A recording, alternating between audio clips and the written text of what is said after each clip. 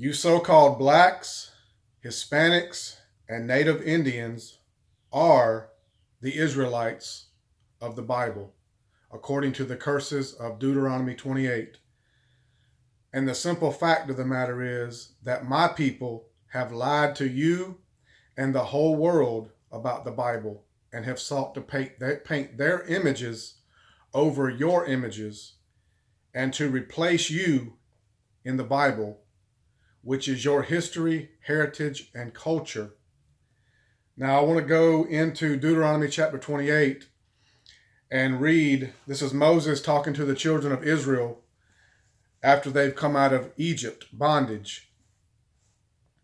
This is Moses talking to the children of Israel. Deuteronomy chapter 28, verse 1. And it shall come to pass, if thou shalt hearken diligently unto the voice of the Lord thy God, to observe and to do all his commandments, which I command thee this day, that the Lord thy God will set thee on high above all nations of the earth. Here he is talking to the Israelites. The second verse, he begins to go into the blessings that would be put on the Israelites if they would keep the commandments.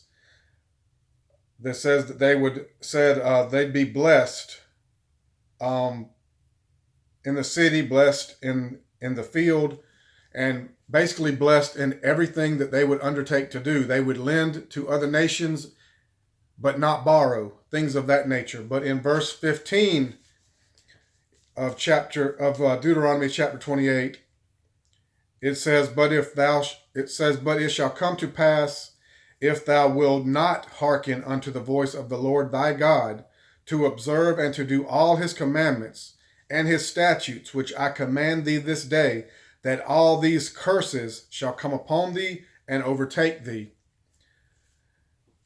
Now I want to go to Deuteronomy chapter 28, verse 68, and read one of those curses that all Israelites, so-called blacks, Hispanics, and Native Indians, should immediately be able to identify with, proving that you are the Israelites of the Bible. This is Deuteronomy chapter 28, verse 68. And the Lord shall bring thee into Egypt again with ships, by the way whereof I spake unto thee. Thou shalt see it no more. The it is referring to your homeland, Israel, Jerusalem. And there ye shall be sold unto your enemies.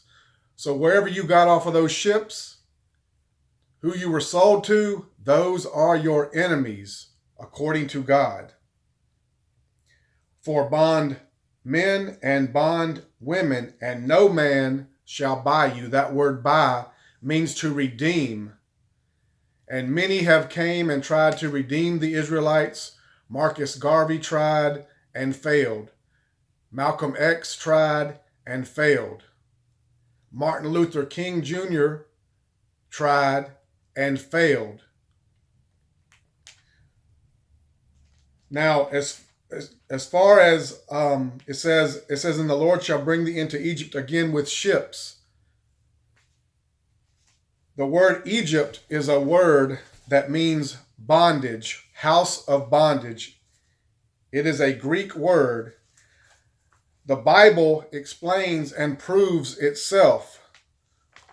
And I'm going to go to Exodus to prove that Egypt, that y'all being brought back into Egypt again with ships, is not referring to you going back into the land of Egypt literally again, but is referring to you going into slavery again. This is Exodus chapter 20, verse 21.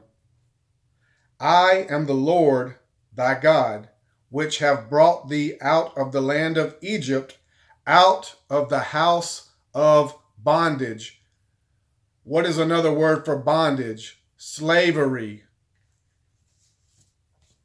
So the reason that the Israelites went into slavery is because they chose not to keep the covenant that God made with them and them only. So I hope that you found this video edifying.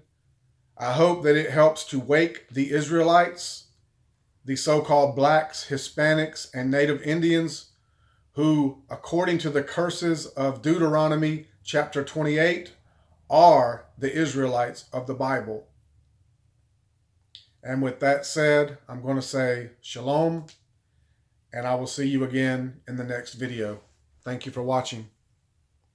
Israel, it's time to wake up and repent.